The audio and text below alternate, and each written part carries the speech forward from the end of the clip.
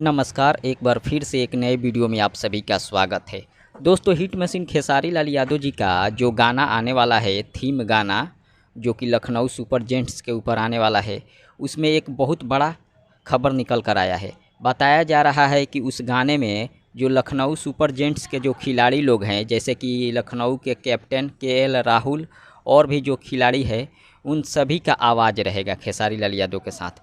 वे सभी लोग उसमें थोड़ा थोड़ा करके गाना गाए हैं और उन सभी लोगों के साथ खेसारी लाल यादव जी गाए हैं, जो कि बहुत ज़बरदस्त गाना होने वाला है, जो कि अभी तक ये खबर कोई नहीं बताया है। और इस गाने का जो मोशन पोस्टर होता है या मोशन वीडियो बोल सकते हैं, 20 तारीख से पहले रिलीज किया जाएगा। हो सकता है 19 या 20 तारीख के शाम तक सारेगामा हम भोजपुरी से रिलीज किया जा सकता है, जो कि बहुत ही ज़बरदस्त और बवाल वीडियो बनाया गया है। आप लोग तैयार रहिए, 20 तारीख के एकदम धमाका होगा, मोशन पोस्टर के रूप में रिलीज किया जाएगा। आप सभी लोग तैयार रहिए।